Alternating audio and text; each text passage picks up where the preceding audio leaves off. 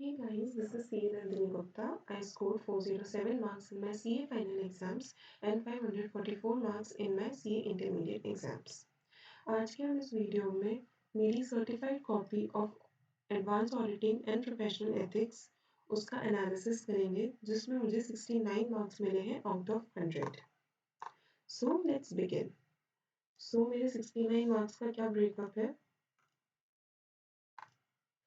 They are divided into descriptive में मुझे 43 marks मिले हैं, एमसीक्यूज में मुझे 24 मार्क्स मिले एंड आईसीआई ने मुझे बोनस दिया है 2 मार्क्स का. सो इन टोटल मुझे 69 मार्क्स मिले हैं ऑडिट में. Now we move to our very first question, question number 2A, जो कि प्रोफेशनल एथिक्स से आया था. अब आप ये देखिए, मैंने अपने प्रोफेशनल एथिक्स से क्वेश्चन को सॉल्व करने के लिए पहले क्लॉज नंबर कोट किया है, along with मैंने उसको अंडरलाइन भी किया है, and then I wrote about what is written in that particular clause.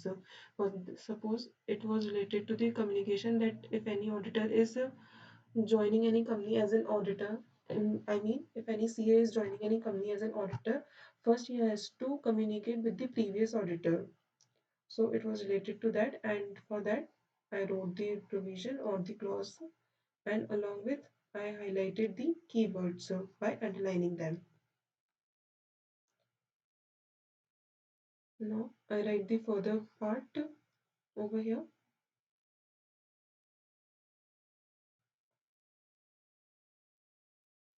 Now after writing the whole paragraphs related to the clause, then उसके बाद मैंने brief facts of the case लिखे कि मेरी particular जो केस में कंपनी थी उसमें क्या था वो लिखा मैंने, and then I give the conclusion that whether the CA is guilty of professional misconduct or not. जैसे मेरे केस में नॉट गिल्टी था तो मैंने यहाँ पे लिखा not guilty, and then I highlighted this answer that examiner को दिखे कि भाई मैंने आंसर ये करा है कि मेरे अकॉर्डिंग नॉट गिल्टी है सीए, तो वो एग्जामिनर को क्लियरली दिखना चाहिए. अब आप इस क्वेश्चन में देखेंगे तो मैंने पहले क्लॉज लिखा, फिर उससे रिलेवेंट मैंने उसके प्रोविजंस लिखे, देन मैंने फैक्ट्स लिखे, एंड देन मैंने कंक्लूजन लिखा. बट इन तीनों चीज़ों को लिखने के लिए मैंने हर जगह अपने प्रॉपर स्पेसिंग का ध्यान रखा है कि प्रॉपरली मैंने पैराग्राफ्स बनाए हैं, उनके बीच में स्पेस दिया ताकि एग्जामिनर को समझ में आए कि कहाँ पे मेरे क्लॉज का पार्ट चल रहा है, कहाँ पे मेरे फैक्ट्स हैं, एंड कहाँ पे मैंने अपना कंक्लूजन दिया है. अलॉन्ग विथ आप ये देखेंगे जो भी कीवर्ड्स थे, फॉर सपोज यहाँ पे गवर्नमेंट कंपनी था तो मैंने वहाँ पे government company, shortage of time, conditional acceptance, मैंने उन सभी जो मेन मेन पॉइंट्स होते हैं उन सबको मैंने हाईलाइट किया है बाय अंडरलाइनिंग देम. तो आपको भी अपने ऑडिट के पेपर में यही याद रखना है कि जो भी कीवर्ड्स हैं जो एग्जामिनर चाहता है कि आपके आंसर में हो, आप उन्हें खुद ही अंडरलाइन करके दे दो कि हाँ भाई ये देख ये सारे कीवर्ड्स हैं जो मैंने अपने आंसर में लिखे हैं, along with maintaining proper space between each and every line, each and every paragraph, so that examiner को problem नहीं आए कि आपने लिखा क्या है. See guys, it's very practical कि आप जितना एग्जामिनर को कंफर्ट में रखोगे उतना ही वो कंफर्टेबली इजीली आपको मार्क्स देगा. अगर आपने पेपर को बहुत ही एकदम ऐसे ना मिक्स कर दोगे, खिच-पिच कर दोगे, तो एग्जामिनर को प्रॉब्लम होगी क्योंकि उसे ज़्यादा टाइम देना पड़ेगा आपकी कॉपी को चेक करने के लिए, और जब उसे ज़्यादा टाइम लगेगा वो इरिटेट हो गया होगा आपकी कॉपी से, तो वो आपको मार्क्स भी फिर उसी अकॉर्डिंग देगा. So try to keep your examiner happy by decorating your copy. अब डेकोरेटिंग मतलब प्रॉपर स्पेसिंग देना, प्रॉपर चीज़ों को हाईलाइट करते हुए चलना. Okay, so in this particular question मुझे 5 मार्क्स मिले आउट ऑफ 5 मार्क्स, यानी मुझे इसमें फुल मार्क्स अलॉट हुए.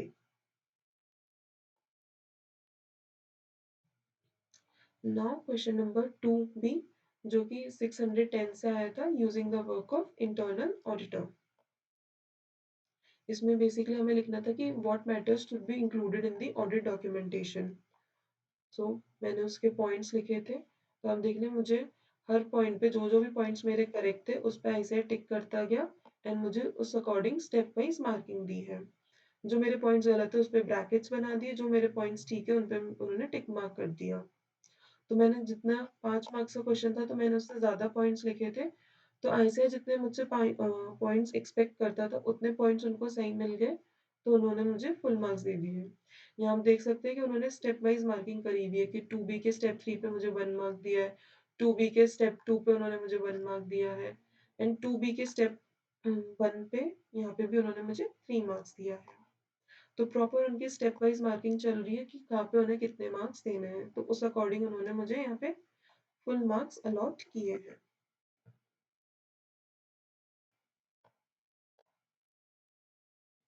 Now question number 2C, basically ये वेंडर सेटअप से रिलेटेड इवैल्यूएशन ऑफ कंट्रोल्स का था, जो कि obviously it was given in the module, but मैंने इसे थोड़ा सा ओवरलुक कर लिया था, तो ये मुझे इतना एग्जाम में भी क्लिक नहीं हुआ, तो मैंने जो भी लिखा वो रेलेवेंट नहीं लगा एग्जामिनर को, तो उन्होंने मुझे इसमें कोई भी मार्क्स नहीं दिए हैं।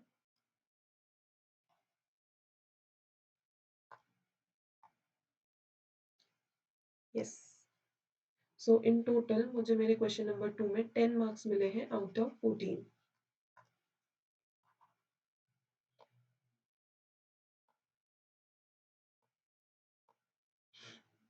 नाउ क्वेश्चन नंबर 4A, जो कि बेसिकली हमने चैप्टर नंबर 7 रिपोर्टिंग से आया था, ऐसे 701 कम्युनिकेटिंग की ऑडिट मैटर्स। अब अपन ने ऑडिट में पढ़ा है कि अगर हमें कैब रिपोर्ट करना होता है, कि ऑडिट मैटर रिपोर्ट करना होता है, तो उससे पहले कुछ कंसिडरेशंस होते हैं। बेसिकली उसी पे बेस्ड क्वेश्चन था, हमें इसमें कंसिडरेशंस लिखने थे। 3 कंसिडरेशंस अपने होते हैं: higher assessed risk of material misstatement, significant auditor judgements and significant transactions और events occur during the year. तो मैंने ये तीनों पॉइंट्स को यहाँ पे डिस्क्राइब किया है, and then I wrote the introductory language of the KAM paragraph that should be written in the audit report. There I have written that our report is not modified in respect of the above mentioned matter. जो भी main points है मैंने उनको highlight भी किया है, main paragraphs में बनाते हुए चली हूँ विद प्रॉपर स्पेसिंग। तो इस अकॉर्डिंग आईसीएआई ने मुझे इसमें 4 मार्क्स अलॉट किए हैं आउट ऑफ 5।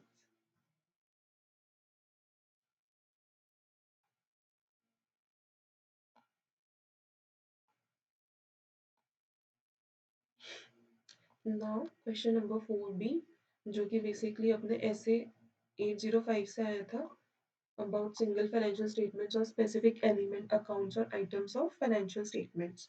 बेसिकली इसमें क्वेश्चन ये था कि अगर आपके जो मेन फाइनेंशियल स्टेटमेंट में उनमें अगर मॉडिफाइड ओपिनियन है, तो आपके जो ये सिंगल फाइनेंशियल स्टेटमेंट्स या स्पेसिफिक एलिमेंट्स है, उन पे क्या अनमॉडिफाइड ओपिनियन जा सकती है या नहीं। तो मैंने वही लिखा है कि जनरली तो नहीं जा सकती है, बट एक केस में स्पेसिफिक एलिमेंट्स में जा सकती है अनमॉडिफाइड ओपिनियन। तो उसकी कंडीशंस क्या है वो मैंने नीचे यहाँ पे डिस्क्राइब करी है।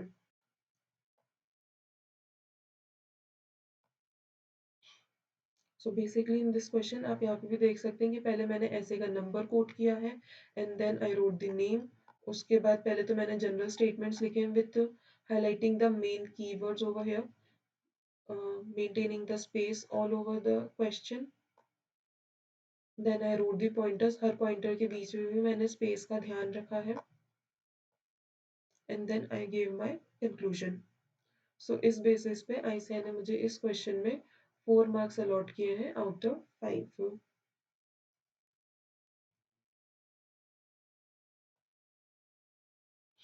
नाउ क्वेश्चन नंबर 4C, ये बेसिकली अपना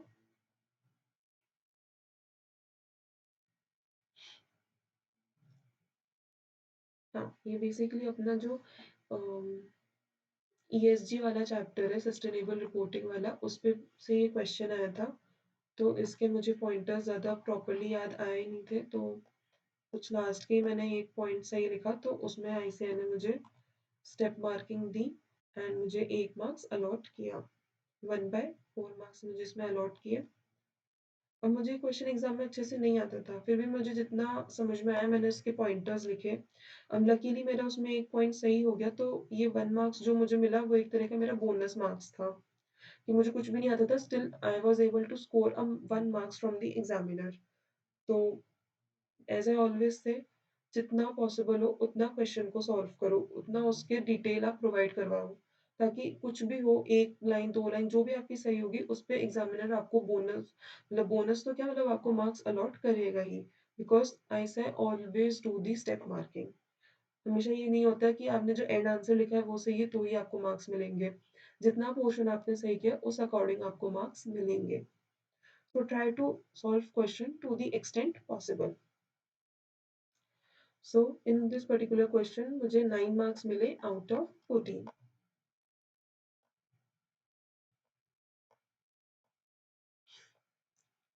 Now question number 5A, it was related to essay 550 related party. इसमें भी मेरे पॉइंट्स बहुत गलत थे, आप यहाँ देख ही सकते हैं मुझे कट कट किया हुआ है पॉइंट्स को। लास्ट में जाके कुछ उनको पॉइंट्स रेलेवेंट लिखे, जैसे यहाँ पे मुझे ब्रैकेट से समझ में आ रहा है और ये वाला पॉइंट उनको कुछ रेलेवेंट लगा, तो उस अकॉर्डिंग उन्होंने मुझे इस पर्टिकुलर क्वेश्चन में 1 मार्क्स अलॉट किए हैं आउट ऑफ 5।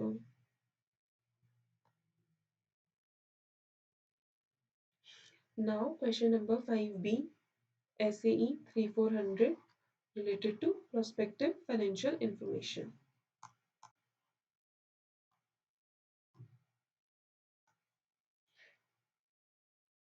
इसमें हमें एस्पेक्ट्स लिखने थे कि अगर हम पीएफआई में अगर प्रेजेंटेशन एंड डिस्क्लोजर करेंगे तो उसमें क्या कंसिडरेशंस होने चाहिए, तो उस पे बेस्ड ये क्वेश्चन था। तो मैंने यहाँ पे अपने पॉइंटर्स लिखे हैं 1 2 3 4 करके। तो एग्जामिनर ने मुझे हर पॉइंट वाइज मार्क्स दिए हैं, मेरा ये पॉइंट सही है, ये पॉइंट सही है, ये पॉइंट कुछ टू दी एक्सटेंट सही है, मतलब कुछ उनके कीवर्ड्स मैच हो रहे हैं। इस तरह से एग्जामिनर ने मुझे इस पर्टिकुलर क्वेश्चन में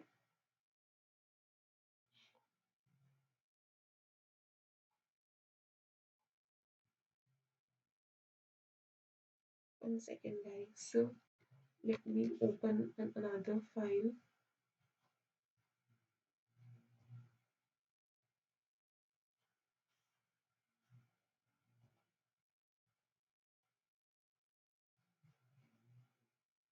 Okay, we were on question number 5B, page number 21.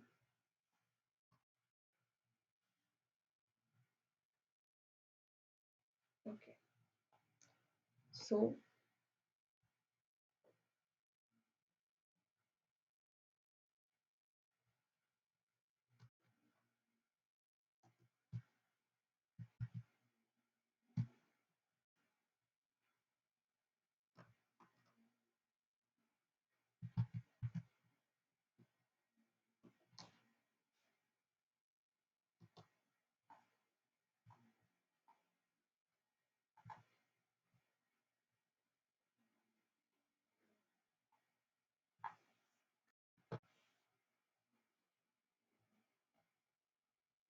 yeah, sorry for the interruption guys, वो multiple files थी तो मैं थोड़ा कंफ्यूज हो गई थी। बट हाँ, अपन क्वेश्चन नंबर 5B पे थे, जैसे यहाँ पे देख सकते हो आप। अपन last question number 5B discuss कर रहे थे ऑफ प्रोस्पेक्टिव फाइनेंशियल इंफॉर्मेशन, तो वहीं से ही कंटिन्यू कर रहे हैं। तो आप इसमें देख सकते हैं कि मैंने पॉइंट्स लिखे थे, तो उस अकॉर्डिंग आईसीआई ने मुझे मार्क्स दिए एंड उनको रेलेवेंट 5 पॉइंट सही मिल गए, तो उन्होंने मुझे इसमें फुल मार्क्स यानी 5 आउट ऑफ 5 मार्क्स अलॉट किए।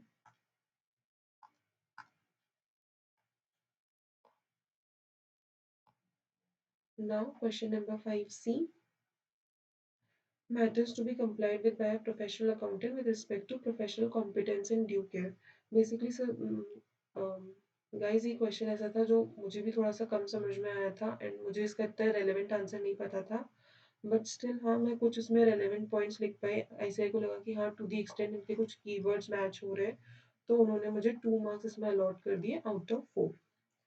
सो बेसिकली इस क्वेश्चन में मुझे 8 मार्क्स मिले आउट ऑफ 14।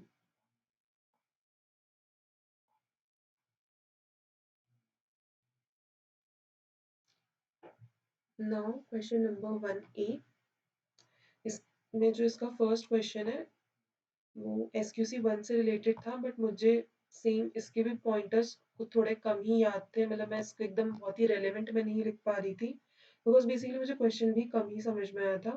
बट हाँ स्टिल मेरे कुछ इसमें पॉइंट्स करेक्ट हुए, तो आईसीआई ने मुझे स्टिल उनकी वापस से स्टेप मार्किंग दी।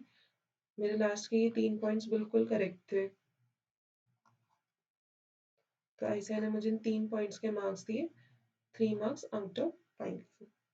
सो आप यहाँ पे भी देख सकते हैं, एक बहुत ही क्लियर एग्जाम्पल है कि मुझे स्टार्टिंग का जो था वो नहीं आता था, बट स्टिल डाउनवर्ड्स मेरे 3 पॉइंट सही हुए, तो मुझे 5 में से 3 मार्क्स स्टिल मिल गए। That's a very good thing कि अगर आपको क्वेश्चन नहीं आता है, स्टिल आप 3 मार्क्स उसमें स्कोर कर पा रहे हो। So as I always say, जितना आता है उतना क्वेश्चन को सॉल्व करने की कोशिश करिए।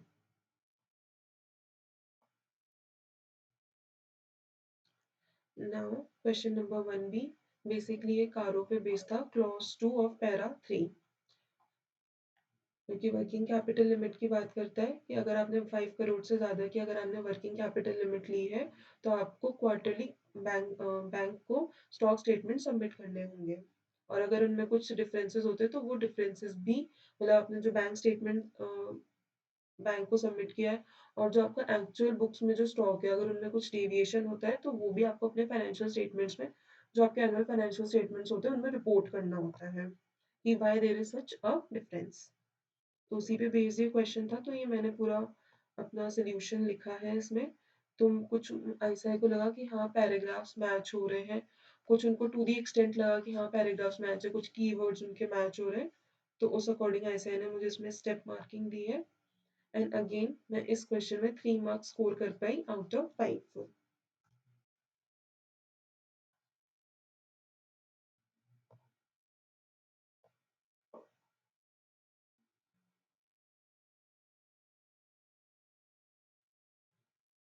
Now question number 1C which is based on SRE 2410।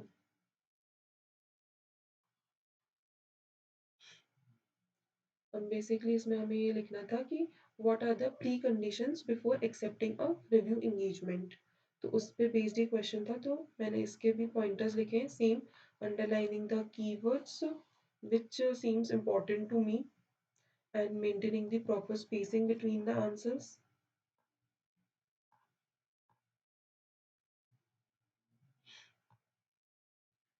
So मेरे इसमें most of the points ICI को मैच हुए, तो उन्होंने मुझे इसमें 3 मार्क्स दिए out of 4। And in total मैं इस क्वेश्चन में, इस पर्टिकुलर क्वेश्चन में 9 मार्क्स स्कोर करी आउट ऑफ 14।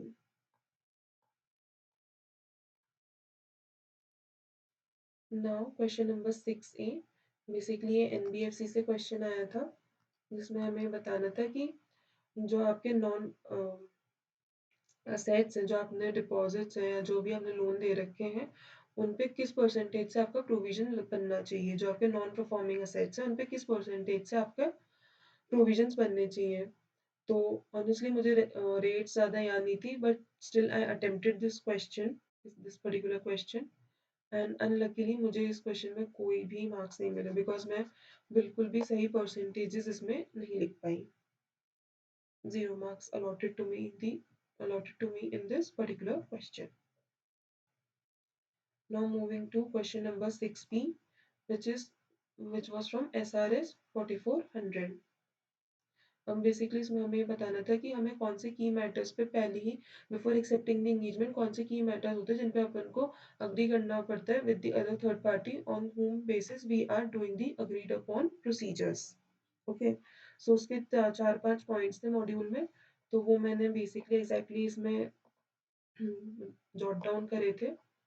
तो उस बेसिस पे आईसीआई ने मुझे इसमें 4 मार्क्स अलॉट किए out of 5, which was very a good score. अगर आपको ऑडिट में 5 में से 4 मार्क्स मिल रहे हैं, बिकॉज एक्सपेक्टिंग कि आपको 5 में से 5 मार्क्स मिलेंगे हर क्वेश्चन में, दैट्स नॉट पॉसिबल। आप आईसीआई की जो मॉड्यूल की लैंग्वेज होती है उसे बिल्कुल कॉपी पेस्ट नहीं कर सकते हो। तो अगर आप 5 में से 4 मार्क्स भी स्कोर कर रहे हो, तो that is a very good score for you.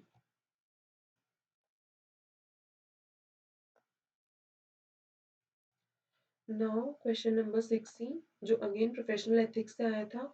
Same मैंने यहाँ पे अपना पहले क्लॉज नंबर कोट किया है, उसका जो रेलेवेंट पोर्शन है, क्या क्लॉज में बात लिखी है, क्या क्लॉज बोलता है, उसे मैंने लिखा with underlining the keywords. Then मैंने अपने फैक्ट्स ऑफ द केस लिखे कि मेरे केस में क्या चल रहा है, and then I wrote the conclusion कि whether the CA is guilty of professional misconduct और नॉट। तो बेसिकली इस क्वेश्चन में अगेन मुझे 3 मार्क्स मिले out of 4। So in total इस क्वेश्चन में मुझे 7 मार्क्स मिले हैं out of 14।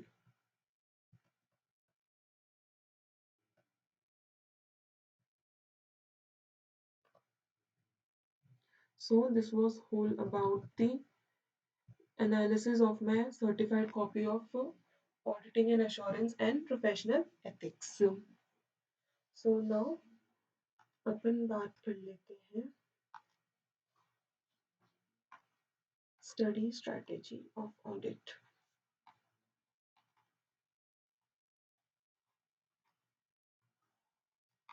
First question, which book to follow? Trust me guys, study material is the best book for audit. Study material में जितना प्रॉपरली चीज़ों को समझाया हुआ है विद एग्जाम्पल्स विद एवरीथिंग, वो और किसी में भी नहीं मिल सकता। एंड आज अब जो एग्जाम का सिनेरियो चल रहा है उसमें आई से कुछ भी पूछ रहा है, इवन अगर मॉड्यूल में कोई छोटी सी चीज़ें भी लिखी हुई है ना तो आई से उस पर भी क्वेश्चन बना के पूछ रहा है। Let me give you an example. अपन ने ऊपर मेरे जो मैंने फर्स्ट क्वेश्चन अपना सॉल्व किया था, I think question number 2A। हाँ, क्वेश्चन नंबर 2, उसका सी पार्ट। अब ये वाला जो है evaluation of controls in vendor setup, ये आप अगर आईसीआई के मॉड्यूल में जाके देखेंगे ना तो उन्होंने एक ऐसे बॉक्स बना रखा है with something like an example, उसमें ये पॉइंटर्स लिखे हुए हैं जो कि बच्चा इतना फोकस नहीं करता कि यार ये क्या है। तो आप ये समझिए कि आईसीआई ने मॉड्यूल में कुछ भी लिखा हुआ है ना तो वो अपने एग्जाम में मॉड्यूल के एक एक पन्ने को जो भी उस पर लिखा हुआ है, इवन अगर कुछ बॉक्स के अंदर लिखा है तो वो आईसीआई उस पर भी क्वेश्चन बना के पूछ रही है अब। तो हम ये नहीं कर सकते कि हमने बस एक टीचर की बुक ले ली, उसमें जो मेन मेन कंटेंट है हमने उसे पढ़ लिया एंड हमने एग्जाम देने चले गए। No, now the scenario is changing. ICF चाहता है कि बच्चा अपने कॉन्सेप्ट्स में ज्यादा फोकस करे रादर देन बस जो मेन मेन पॉइंट्स होते हैं उनको रट के आ जाए। तो मेरा कहना यही है कि आईसीआई मॉड्यूल से बेस्ट बुक तो कोई हो ही नहीं सकती ऑडिट के लिए। मैंने पर्सनली जब मैंने अपने 6 महीने के अंदर स्टडी लीव में पढ़ाई करी थी तो मैं टोटली सिर्फ आईसीआई का स्टडी मैट पढ़ा था और मैंने कोई दूसरी बुक को रेफर ही नहीं किया था। टोटली स्टडी मैट, उसी में ही मैं अपने ना शॉर्ट में अपने खुद के निमोनिक्स भी बनाती थी। मैंने ज़्यादा नहीं बनाए बिकॉज निमोनिक्स मैं पर्सनली ये सोचती हूँ कि यार आप पहले तो आप ये समझ रहे हो कि इस पर्टिकुलर केस के लिए क्या पॉइंट्स आएंगे, फिर उन पॉइंट्स को लर्न करने के लिए आप निमोनिक्स याद कर रहे हो। तो एग्जाम हॉल में क्या होगा कि आप पहले तो क्वेश्चन आइडेंटिफाई कर रहे हो, फिर उस क्वेश्चन से रिलेटेड क्या पॉइंट्स हैं उन पॉइंट्स का आप जो भी आपकी मैपिंग है उससे उन्हें याद कर रहे हो, फिर उससे रिलेटेड जो निमोनिक है उसे याद करके फिर आप अपने पॉइंटर्स बना रहे हो। तो मुझे लगता है कि निमोनिक्स पे जाना बहुत ज़्यादा फ़ायदेमंद नहीं होता। हाँ, कहीं बहुत ज़्यादा डिफ़िकल्ट आ रहे हैं तो उनके लिए आप निमोनिक्स बना लीजिए। सी 10 टू 15 निमोनिक्स आप याद रख सकते हैं कि किस पॉइंट के लिए क्या निमोनिक था। बट इससे ज़्यादा आप निमोनिक्स बनाएँगे या किसी टीचर के फ़ॉलो करेंगे तो वो आपके लिए भी बहुत डिफ़िकल्ट है उन सारे निमोनिक्स को याद रखना। सो निमोनिक्स पे इतना फोकस मत कीजिए, बट हाँ एक पॉइंटर्स को समझने का, उन्हें नॉर्मली लर्न करने का, अपनी बॉडी में मतलब होता है ना घोट के पी जाना, उस चीज पे ज्यादा फोकस करें रादर देन निमोनिक्स से रटना। ठीक है। एंड बुक के लिए तो मैं हमेशा यही सजेस्ट करूंगी, ICI study material is the best. हाँ, शुरुआत में बहुत प्रॉब्लम आती है जब उसे फर्स्ट टाइम पढ़ते हो कि यार इतने सारे पैराग्राफ्स लिखे हुए हैं तो हम इसको कैसे करें। तो उसके लिए भी एक सोल्यूशन है कि फॉर सपोज आईसीआई मटेरियल में इस तरह से ना ये पैराग्राफ बने हुए हैं, अब आपको इसको पॉइंटर्स में करना है तो आप क्या कीजिए, जैसे ये आपने अपना फर्स्ट ऐसे पॉइंटर बना लिया, इसके ऊपर 1 लिख दिया, देन यहाँ से यहाँ तक इस तरह से ब्रैकेट बना के यहाँ पे सेकंड पॉइंटर लिख दिया। तो आप अपनी बुक में खुद ही इस तरह से पॉइंटर्स बना लीजिए। आप इस तरह से करेंगे ना तो आपको खुद भी एक बुक पे ग्रिप आ जाएगी कि हाँ भाई मैंने इस बुक में ना अपने खुद के अकॉर्डिंग मार्किंग कर ली है एंड अब मुझे समझ में आ गया है कि मुझे कैसे कैसे लर्न करने, क्या क्या मेरे पॉइंटर्स हैं। So study material is the best thing. मैं अपना पर्सनल एक्सपीरियंस आप लोगों के साथ शेयर करती हूँ कि जब मैं अपने इंटरमीडिएट का एग्ज़ाम दिया था, तब मैंने अपने टीचर की बुक को फ़ॉलो किया था and I scored only 52 marks in my audit paper and in my final paper मैंने सब बुक्स को साइड में रख दिया एंड मैंने जस्ट एसएम फ़ॉलो करी and I scored 69 marks. So मुझे तो डिफरेंस फ़ील हुआ कि doing a teacher's book and doing this study material there is a huge difference. So my preference always goes to study material। अब बात है कि हम ऑडिट को कैसे करें। कोई कहते हैं कि 15 दिन के लिए हम ना ऑडिट को लगातार करते रहेंगे और ऑडिट हमारी हो जाएगी। सबसे बेकार स्ट्रैटेजी है ये। Audit is such a delicate subject कि अगर आपने इसको रोज थोड़ा थोड़ा नहीं पढ़ा तो आप इसे भूल जाओगे। फॉर सपोज आपने एक बार के लिए 12-15 दिन लगा के ऑडिट पूरी तरह से याद कर लिया, स्टिल आपने फिर उसके बाद उसे कट ऑफ कर दिया ना, आप दूसरे सब्जेक्ट पे शिफ्ट हो गए। अब सपोज ऑडिट का दोबारा नंबर महीने भर बाद या 1.5 महीने भर बाद आया, तब तक ऑडिट साफ हो जाएगी बिल्कुल, कुछ भी आपको याद नहीं रहेगा। सो इसके बजाय आप ऐसे कर सकते हैं कि जो भी आपके अदर सब्जेक्ट्स चल रहे हैं, तो मेजॉरिटी टाइम आप उन्हें पढ़ने के लिए दीजिए। लेकिन जब आप सुबह-सुबह एक बार के लिए पढ़ने बैठ रहे हैं, तब 2 से 3 घंटे आप ऑडिट को दीजिए। 2 से 3 घंटे आप बिल्कुल अपने ऑडिट को दीजिए, अच्छे से उसे रिवाइज़ कीजिए। रिवाइज़ तो क्या, आप फर्स्ट टाइम में तो आप लर्न ही करेंगे। तो मैं जब भी ऑडिट करती थी, मैंने क्या किया था, जब मैंने अपना फर्स्ट रिवीजन सब्जेक्ट्स का कर रही थी, तो मैंने सिंपल प्लान ये बनाया था कि मैं अपना फर्स्ट रिवीजन 2 मंथ्स में कंप्लीट करूँगी। इसमें मैंने क्या प्लान लिया था कि मैं जो मेरे अदर देन ऑडिट 4 सब्जेक्ट्स हैं, उन्हें मैं 15 डेज़ ईच दूँगी। एंड ऑडिट में जैसे फॉर सपोज़ अगर मैं अपने शुरुआत में मैं 11 आवर्स के अराउंड पढ़ती थी, तो उसमें मैं 3 घंटे ऑडिट पढ़ूँगी एंड 8 घंटे मैं अदर सब्जेक्ट जो भी मेरा चल रहा है उसे पढ़ूँगी। तो मेरा ये 2 महीने मैंने डेली ऑडिट को पढ़ा है एंड 2 महीने में मैंने अपना फर्स्ट रिवीजन ऑडिट का भी कंप्लीट कर लिया था एंड मैं अदर 4 सब्जेक्ट्स उनका भी मैंने पूरा अपना सिलेबस खत्म कर लिया था। तो इससे क्या हुआ, मैं ऑडिट को रोज़ पढ़ती भी रही, थोड़ा-थोड़ा उसे याद करती रही और होता है ना कि आप एकदम, जैसे मैंने आज 3 टॉपिक्स को पढ़ लिया, अगले दिन जब मैं पढ़ने बैठूँगी, तो मैं एक बार पीछे 5 मिनट लगा के उन 3 टॉपिक्स को दोबारा देख लूँगी and then I will start the fresh portion of my subject. तो मैं ऐसे ही करती थी कि भई थोड़ा-थोड़ा पोर्शन पीछे का भी रिवाइज़ करते हुए चलो एंड आगे का भी लर्न करते हुए चलो। तो इस बेसिस पे मैंने अपना फर्स्ट रिवीजन कंप्लीट किया था। Then if I talk about second revision, तो सेकंड रिवीजन में भी सेम मेरी स्ट्रैटेजी थी कि मैंने 10 डेज़ अराउंड ईच सब्जेक्ट को दिए थे एंड वही सेम ऑडिट को मैं 2-3 घंटे तो नहीं, 2 घंटे मैंने ऐसे कर दिया था, 2 घंटे मैं रोज़ ऑडिट को रिवाइज़ करती थी। तो इससे क्या हुआ, मेरा ऑडिट रोज़ थोड़ा-थोड़ा रिवाइज़ होता हुआ चला एंड बाकी सब्जेक्ट्स भी कंप्लीट होते चले। Same goes to third revision. Third revision में मैंने 7 टू 8 डेज़ रखे थे एंड अलोंग विथ ऑडिट को भी मैं साथ-साथ करती रहती थी। So this is the best way to do audit. बच्चे इसमें बहुत परेशान रहते हैं कि हमसे ऑडिट रिटेन नहीं होती है। भाई सबसे बेस्ट तरीका यही है, रोज ऑडिट को करो, रोज थोड़ा थोड़ा पढ़ते चलो, पुराना 5-10 मिनट लगा के रिवाइज करते हुए चलो, ऑडिट पक्का पक्का पक्का रिटेन होगी। प्लस एसएम को फॉलो करें, एसएम के जो छोटे छोटे पॉइंटर्स हैं उन्हें भी पढ़ के चलें, because ICAI can ask anything. Anything means anything. Now, मॉक्स की बात रही, तो फर्स्ट रिवीजन के बाद मॉक्स मत देना, बहुत गंदे मार्क्स आएंगे, बहुत डिमोटिवेशन फील होगा।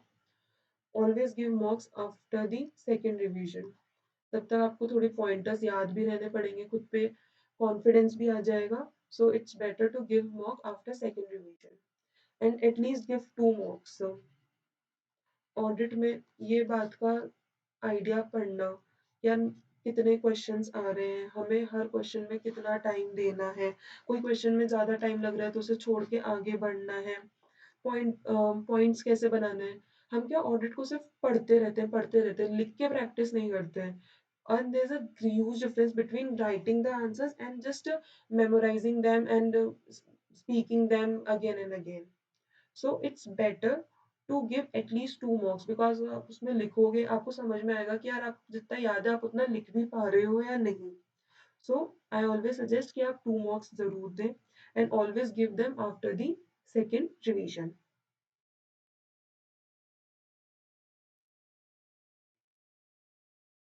So this was all about the study strategy. 1.5 day के लिए कैसे करना है. सबसे बड़ा क्वेश्चन कि क्या हम ऑडिट को पूरा रिवाइज कर सकते हैं क्या. भाई आराम से कर सकते हो. इवन मैंने तो एसएम रिवाइज करी है. 3 मॉड्यूल्स थे एसएम के. तीनों मॉड्यूल्स मैंने फुल्ली रिवाइज करी है 1.5 दिन में. भाई आप जब अपना first revision, second revision, third revision कर रहे हो तो आप मॉड्यूल में पॉइंटर्स करते हुए चलो ना इतने. अगर फॉर सपोज आपने ना ये 4 लाइनें पढ़ी, अब आपको उसमें लग रहा है कि यार ये 2 कीवर्ड्स हैं, तो आपने उन कीवर्ड्स को हाईलाइटर से हाईलाइट कर लिया, या फिर कुछ मेन मेन पॉइंटर्स है तो उन्हें वहीं पेन से ना बना करके आपने लिख दिया. तो इससे क्या होगा, आपको फटाफट फटाफट आप रिवाइज करते हुए चलोगे. एंड मैंने अपने 1.5 डे को कैसे बांटा था. मैं अपना एएफएम का पेपर देके ही एग्जॉस्टेड फील कर रही हूँ तो मैंने एसेज नहीं उठाए. I chose the other portion like bank audit, NBFC and government audit, government company audit and other PSUs, sorry PSUs, not remembering the other chapters name right now. But हाँ, जो ऐसे छोटे छोटे चैप्टर्स थे, एक ESG वाला था, due diligence forensic audit वाला चैप्टर था, इंटरनल ऑडिट का चैप्टर था. ये जो छोटे छोटे चैप्टर्स थे इनको मैंने उठाया ताकि ये मेरे मतलब कि 6:30 PM से 12 PM के बीच में कवर हो जाने वाले चैप्टर्स हैं. तो मैंने इनको कवर किया पहले. And then next day morning 6 AM wake up, 7 AM back to studies, जिसमें मैंने अपने जितने भी एसेज हैं, एसएईज हैं, एसआरएस है, उन सबको मैंने अपना कवर किया. And professional ethics. एंड ये पूरा मेरा रात के 12 बजे तक जो भी मेरा था इन सबको मैंने कंप्लीट किया. साथ में जो भी मेरे खाने पीने के, मेरे ब्रेकफास्ट के ब्रेक्स थे वो मैंने लिए. बाकी मैंने अपने ये 6:30 से लेके 7 AM से लेके 12 PM तक अपने बाकी स्टैंडर्ड्स एंड प्रोफेशनल एथिक्स इन्हें खत्म किया. And then for the next day जो भी मेरे लेफ्ट ओवर चैप्टर्स थे या कुछ एक दो मेरे एसेज या एसेज बचे हुए थे, मैंने उन्हें कंप्लीट किया. And I went for my exam. हाँ, ये तो हो गया all about my 1.5 day strategy. एक ही चीज कहूंगी कि भाई आप जो भी बुक से पढ़ रहे हो, अगर आप स्टिल आप किसी टीचर की बुक को फॉलो कर रहे हो और आप चाहते हो कि आप पूरी 1.5 डे में उसे कंप्लीट करो, तो try to make the highlights in the book, try to make pointers in the book कि आप बस उसे पढ़ लिया, आपको पूरा टॉपिक रिवाइज हो गया. तभी आप पूरे 1.5 डे में अपना पूरा ऑडिट का सब्जेक्ट दे रहा है 19 चैप्टर्स. ईजी नहीं है कि आप 1.5 डे में उन्हें कंप्लीट कर लो. बट अगर आप इस तरह से टिप्स एंड ट्रिक्स, मतलब ये कहते हैं स्मार्ट स्टडी, मतलब हार्ड वर्क तो सभी करते हैं लेकिन स्मार्ट वर्क भी करना जरूरी होता है. ये आपका स्मार्ट वर्क है. अगर आप ये स्मार्ट वर्क करोगे ना तो आराम से आप 19 चैप्टर्स को 1.5 डे में कवर कर सकते हो. So this was all about 1.5 day strategy. मैं एक स्टडी स्ट्रैटेजी में चीज ऐड करना चाहूंगी कि बच्चे आज तक जो अदर स्टैंडर्ड्स थे, एसएईज, एसआरएस, एसआरईज, इन पे ज्यादा फोकस करते नहीं थे कि यार इनसे तो ज्यादा आता नहीं है, 10-15 मार्क्स तक का ही पूछता है आईसीआई, तो इतना हम इन पे फोकस नहीं करेंगे. बट ट्रस्ट मी गाइस, इस बार पूरी चीज आईसीआई ने बदल दी. इस बार इनसे खूब क्वेश्चंस पूछे. एटलीस्ट इन्होंने सारे अदर स्टैंडर्ड्स, एसएईज, एसआरएस, एसआरईज, सब में से क्वेश्चंस पूछे हैं. आई थिंक 30 से 40% का इनका रेशो था कि इसमें से आईसीआई ने पूछा है. सो मैं यही कहूंगी कि ये जो छोटे मोटे सब चैप्टर्स है जिन्हें हमें लगता है कि आईसीआई ज्यादा पूछेगा नहीं, इनसे भी क्वेश्चंस बन सकते हैं. सो हमें अपने, जब हम पूरे अच्छी तरह से पढ़ाई कर रहे हैं, किसी टॉपिक को छोड़ना नहीं है. स्टार्टिंग से ही एबीसी स्ट्रैटेजी बना के नहीं चलनी है कि भाई ये टीचर ने तो कह दिया कि ये टॉपिक्स तो सी कैटेगरी के, तो हमने उनको पढ़ा ही नहीं. नहीं भाई, सारे टॉपिक्स को पढ़ने हैं.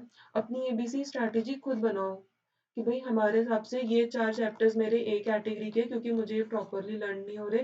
बी कैटेगरी में ये है कि इनको मुझे थोड़ा और रिवाइज करना पड़ेगा. एंड सी कैटेगरी के वो चैप्टर्स है जो मुझे अब तो बिल्कुल रट चुके हैं, मतलब मुझे बार बार उन्हें देखने की जरूरत नहीं है. बस मेन की पॉइंटर्स देखे and I am good to go with that. chapter. So this was all about the study strategy and the 1.5-day strategy. So far we have completed certified copy analysis, study strategy, and 1.5-day strategy. So we are done with this video. Lastly मैं यही कहूँगी कि stay motivated, कभी अपने आप पे self doubt मत लाना, अपनी हेल्थ अच्छे से मेंटेन करके चलिए एंड बस ये सोचिए कि अगले 4 महीने में मेरे हाथ में मेरी सीए की डिग्री होगी और इसी मोटिवेशन के साथ बस अपना काम करते रहिए, अपनी पढ़ाई करते रहिए and definitely one day you will definitely become a chartered accountant. So मैं आप सबसे विदा लेती हूँ. प्लीज़ वीडियो पे कमेंट ज़रूर कीजिएगा, लाइक ज़रूर कीजिएगा. आप अपने सजेशंस मुझे ज़रूर प्रोवाइड कराइएगा कि आप मुझसे और क्या एक्सपेक्ट करते हैं इस वीडियो में. मैं आपको और क्या इनपुट्स दूँ, क्या और मैं बताऊँ कि मैंने अपनी पढ़ाई कैसे की थी अपने टाइम पे. जो भी आप मुझसे एक्स्ट्रा हेल्प चाहते हो प्लीज़ अपने कमेंट्स में मुझे बताइएगा ताकि मैं उस पर वर्कआउट कर सकूँ.